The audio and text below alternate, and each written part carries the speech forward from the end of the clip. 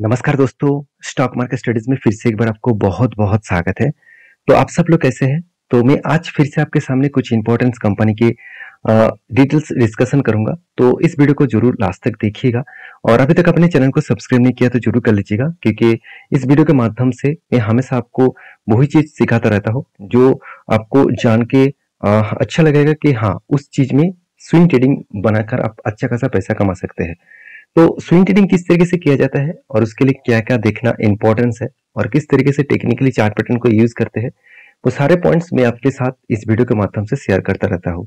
तो जो मेरा खुद का ट्रेड है, वही ट्रेड मैं आपके साथ शेयर कर रहा हूँ और मेरे तरफ से कोई भी रिकमेंडेशन नहीं है किसी वीडियोस का, तो हमेशा आपको स्टडी करके ही काम करना पड़ेगा। तो चलो देख लेते हैं कौन सा कंपनी से इस वीडियो के अंदर। उससे पहले रिक्वेस्ट करूंगा जितने सारे दोस्त नए आए हैं चैनल में, प्लस सबसे पहले चैनल को सब्सक्राइब कर लीजिए और उसके साथ-साथ आप टेलीग्राम को भी ज्वाइन कर सकते हैं, कंटिन्यूअसली अपडेट और इन्फॉर्मेशन पाने के लिए। तो सबसे पहले जो कंपनी है, इसके बारे में बात करूँ, उसका नाम है एलआईसी, लाइफ इंश्योरेंस कॉर्पोरेशन। देखिए एलआईसी के ऊपर मैं एक बात कहूँ कि इंडिया के नंबर 1 इंश्योरेंस कंपनी है और ऑल ओवर इंडिया में 66% मार्केट शेयर इसी कंपनी के हाथ में है। तो मान के चलिए 100 अगर 100% शेयर एलआईसी का है, मतलब सॉरी इंश्योरेंस कंपनी का है, लाइफ इंश्योरेंस कंपनी का है, उनमें से 66% अकेला एलआईसी लेकर रखा है। तो कितना बड़ा एक मार्केट को मतलब कैप्चर किया है वो आप देख सकते हैं। तो कंपनी की जो पी रेशियो है वो एकदम रीजनेबल में है। तो आप यहाँ पे क्वेश्चन करेंगे कि इतने बड़े कंपनी के होने के नाते कंपनी का पी रेशियो इतना कम क्यों है? क्योंकि पहले बता दूं, कंपनी एक गवर्नमेंट कंपनी है और गवर्नमेंट कंपनी का मतलब है उसमें आपको वैल्यूएशन एकदम सस्ते में देखने को मिलने का चांसेस है। बहुत टाइम ऑफ पीरियड में देखा है तो कंपनी का वैल्यूएशन बहुत सस्ता होता है। आरओसी आरओई दोनों ही बेस्ट लेवल में देखने को मिला और कंपनी देखिए इस बार हाईएस्ट प्रॉफिट जनरेट किया 36,000 करोड़ के आसपास। हाथ में कैश भी देखिए, जितना कंपनी का इनकम हुआ उससे कई गुना ज्यादा कंपनी का हाथ में कैश भी है। उस पैसे को वो किसी भी जगह पे रीयूज कर सकते हैं। डेप्थ एकदम जीरो है, कोई भी कर्जा नहीं है और अर्निंग पर शेयर भी बहुत शानदार है। कंपनी के जो क्वार्टरली रिजल्ट है, यहाँ पे दो चीज आपको देखना चाहिए। कंपनी हर सालों में जो लास्ट जो जून क्वार्टर का गया, उस जून क्वार्टर में देखेंगे तो 81,000 करोड़ से बढ़ के हो चुके थे सेल्स। 1,68,000, उससे भी बढ़ के हो चुके थे 1,89,000। तो इसका मतलब हर दिशा में दिखाई तो कंपनी का सेल्स में एक इंक्रीजिंग देखने को मिला। अभी एक्सपेंस के बारे में बात करूं तो कंपनी का अच्छा खासा एक्सपेंस भी हुआ और उस हिसाब से देखा तो कंपनी का नेट प्रॉफिट भी शानदार तरीके से देखने को मिला। तो एक्सपेंस अच्छा हुआ, नेट प्रॉफिट अच्छा बढ़ा। तो जब सारे पॉइंट्स कंपनी के फ्लेवर में है तो अपकमिंग कुछ टाइम्स में कंपनी का ग्रोथ होने का चांसेस बहुत ज्यादा है। अगर यही चीज को मैं बैलेंस शीट के हिसाब से दिखा दूं तो आप देखेंगे तो कंपनी का शेयर कैपिटल बढ़ता जा रहा है और रिजर्व तो धमाका जैसा हो चुके हैं। इस बार कंपनी के रिजर्व हो चुके हैं 39,300 करोड़। तो कितना बड़ा रिजर्व है आप देख सकते हैं। और कंपनी का कर्जा एकदम जीरो है, कोई भी कर्जा नहीं है। हाथ में फिक्स एसेट भी अच्छा खासा है, करीबन 20,000 करोड़। और सबसे प्लस पॉइंट क्या है इस कंपनी के, वो है कैश कन्वर्जन साइकिल्स। कंपनी में 0 डेज, मतलब कोई भी कैश कन्वर्जन साइकिल्स यहाँ पे डेटा अवेलेबल नहीं है। और कंपनी का आरओसीई सिर्फ आपको दिखेगा, पहले देखिए 1500% के आसपास था, 1300% के आसपास था, उसके बाद 300% बना, आज 149% के आसपास है। इसका मतलब कंपनी का आरओसी और आरओई दोनों ही बेस्ट परफॉर्मेंस के हिसाब से यहाँ पर रिप्रेजेंट किया गया है। एज ए इन्वेस्टर आप देखेंगे प्रोमोटर के बाद एफएसडीएस पब्लिक के हिसाब से देखा जाए तो सबसे ज्यादा होल्डिंग्स प्रोमोटर के पास है और उसके बाद पब्लिक के पास है। बीच में इंस्टीट्यूशन के पास होल्डिंग्स नहीं है। तो यहाँ पे क्वेश्चन मार्क यही आते हैं कि इतनी बड़ी कंपनीज के ऊपर इतने शानदार परफॉर्मेंस करने के बाद भी इंस्टीट्यूशन होल्डिंग क्यों नहीं उठा रहा है? उसके पीछे कारण भी है।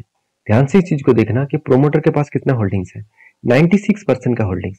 तो सेबी के रूल्स के हिसाब से 75 के ऊपर होल्डिंग नहीं होना चाहिए। इसका मतलब जो 21% एक्स्ट्रा होल्डिंग मतलब प्रोमोटर ने लेके रखा है, उस होल्डिंग को उसको बेचना पड़ेगा। और सोचिए 21% होल्डिंग अगर वो बेचेंगे तो वो डायरेक्टली तो मार्केट में नहीं बेच सकता, उसको ओएफएस के माध्यम से बेचना पड़ेगा। ओएफएस का मतलब मीनिंग होता है ऑफर फॉर सेल, मतलब आपको कंपनी को ऑफर देना पड़ेगा, आपको सस्ते दामों में उसको प्राइस को बेचना पड़ेगा। तो आपको डिस्काउंट में प्राइस को बेचना पड़ेगा। तब ऑब्वियसली आप देखेंगे जब माल बेचा जाएगा तब सबसे ज्यादा क्वांटिटी एफआईएस और डीआई से ही उठाएगा। तो इसीलिए शायद अभी होल्डिंग्स को इंक्रीजिंग देखने को नहीं मिला। तो देखिए इस तरीके से सिनेरियो में बहुत बार देख चुका हूँ, और आरबीएनएल के ऊपर भी जाकर देख लीजिएगा, आरबीएनएल के ऊपर भी ओएफएस इसी बार लेके आया है और सबसे ज्यादा होल्डिंग्स एफआईएस ने ही उठाया है। तो कहने का मतलब यही है कि अगर आपने सही कंपनी को सही टाइम में पकड़ लिया तो बाद में आपको अगर आपको ओएफएस के माध्यम से माल ना मिले तो भी आप अच्छा खासा होल्डिंग लेकर बैठे रहेंगे। तो देखिए इस कंपनी के ऊपर अच्छा खासा कंटिन्यूसली बाइंग किया जा रहा है, अच्छा खासा होल्डिंग उठाया जा रहा है। और रही बात चार्ट पैटर्न का, तो मैंने आपको एक लेवल मेंशन किया, एक कफ विथ हैंडल, 2 बार हैंडल क्रिएट हुआ और ब्रेकआउट भी हुआ और अच्छा खासा यहाँ पे एंटी भी बना। तो मेरे एंटी यहाँ इस लेवल के ऊपर है और उसके बाद देखिए ऊपर क्या फिर से उसी जगह पे आ चुके हैं जहाँ पे एंटी बना था। तो अगर इस हायर लेवल तक टारगेट बने तो ऑलमोस्ट 17% का टारगेट बन सकता है। और प्लस पॉइंट क्या है, 2 प्लस पॉइंट मुझे देखने को मिला। पहले तो एक इसका लाइफ टाइम हाई है, एक स्विंग हाई है, स्विंग हाई के आसपास टारगेट बन रहा है।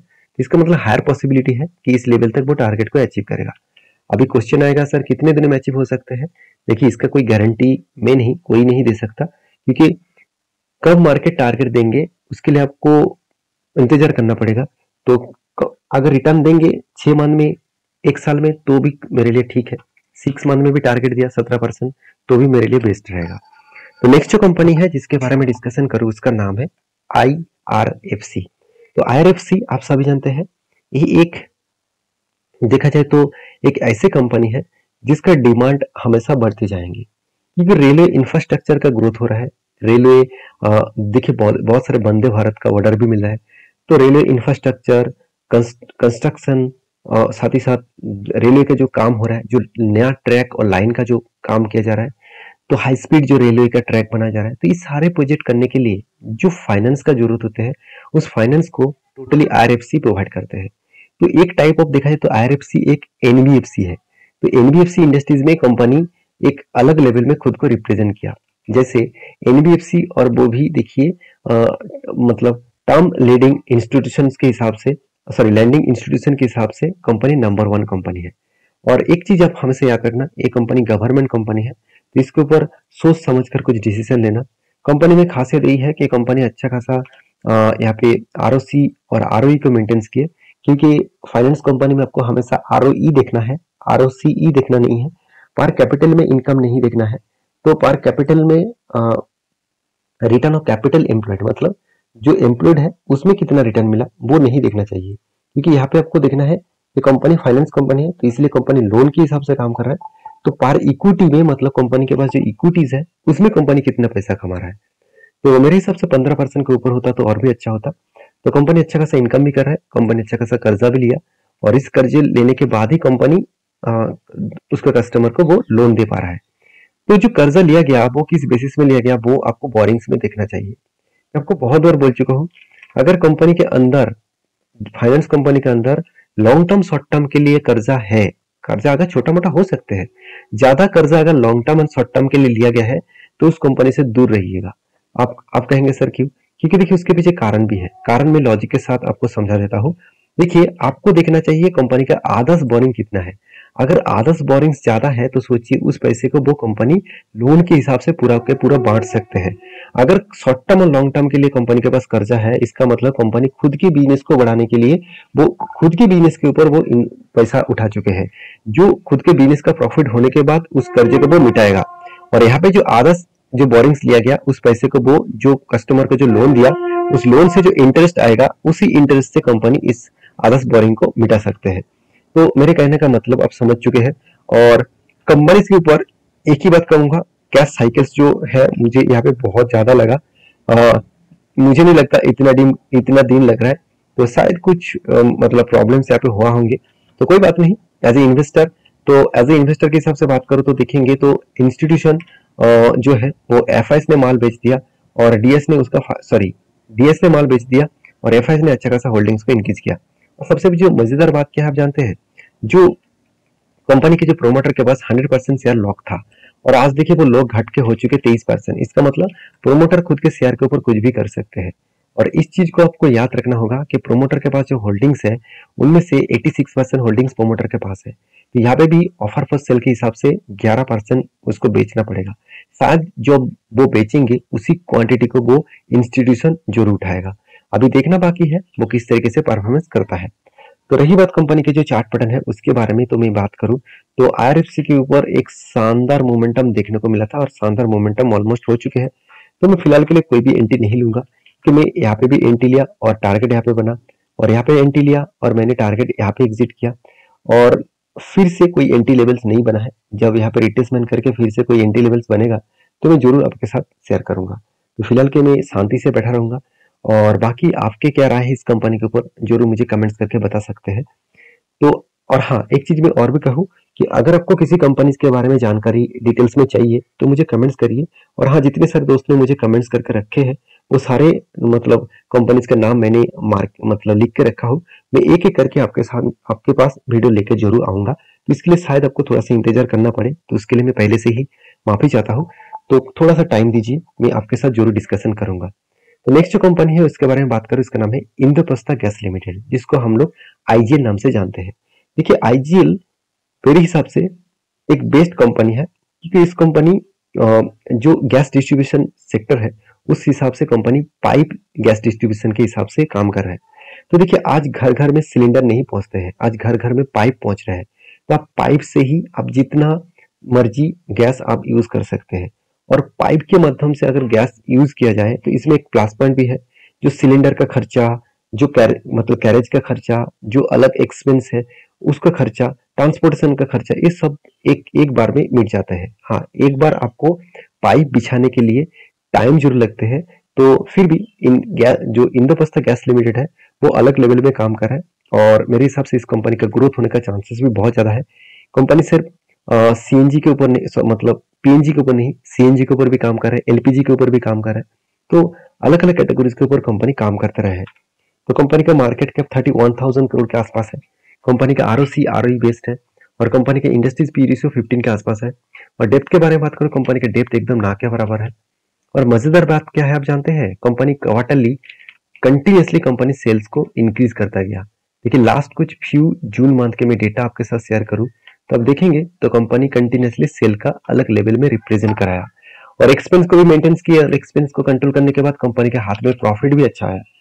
जो पिछले 2020 में था 30 करोड़, 21 में बना 240 करोड़, और 22 में बना 421 करोड़, और 23 में बना 400 मतलब 40 करोड़ के आसपास।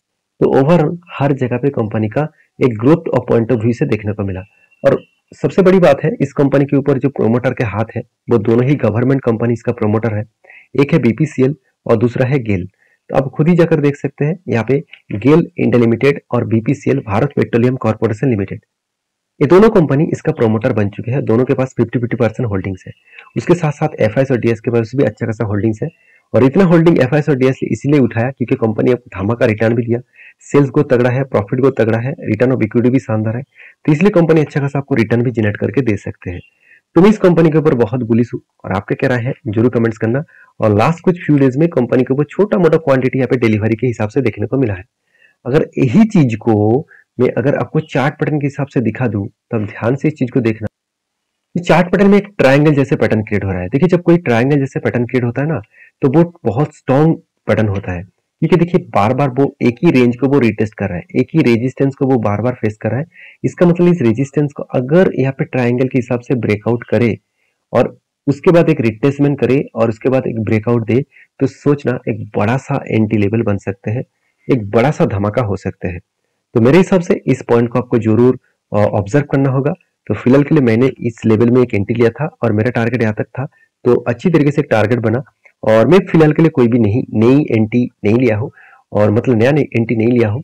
तो इंतजार करूंगा जब मौका मिले तो उस मौके का फायदा जरूर उठाऊंगा और आपके साथ भी शेयर करूंगा। मैं हमेशा आपके साथ सारे चीज को शेयर करता रहता हूँ, क्योंकि मेरा काम है आपको सिखाना, मेरा काम कोई आपको टिप्स देना नहीं है।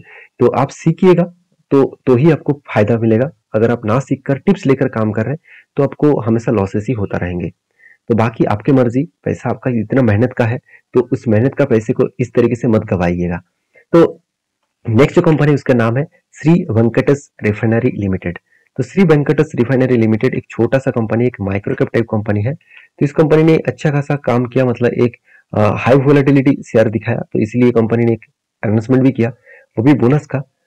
कंपनी देखिए 27 तारीख को कंपनी आपको बोनस देने, मतलब डेट का अनाउंसमेंट किए थे, और वो डेट यहाँ पे फाइनली आने के लिए बहुत टाइम बाकी है। तो 27 तारीख को बोनस पाने के लिए एक के बदले एक शेयर बोनस पाने के लिए आपको इंतजार करना पड़ेगा। तो जब बोनस आपको मिलेगा, तो मतलब इस डेट में आपको बोनस मिलेगा, तो उसके लिए आपको इस कंपनी के ऊपर स्टडी करके काम करना होगा। तो मेरे हिसाब से सारे कंपनी के ऊपर रिसर्च करिए, उसके बाद कुछ डिसीजन लीजिए। मेरे तरफ से सिर्फ बाय एंड सेल का कोई भी रिकमेंडेशन नहीं होता, मेरे तरफ से सिर्फ सिखाने के काम होते हैं। तो आप सीख कर काम करिएगा तो सब कुछ आपको मिलेगा। तो वीडियो में आपको जानकारी अच्छा मिले तो लाइक करना, दोस्तों के साथ शेयर भी करना, चैनल को सब्सक्राइब भी करना। मिलते हैं नेक्स्ट वीडियो में, तब तक के लिए अच्छे से रहिए, अपने ख्याल रखिए। धन्यवाद।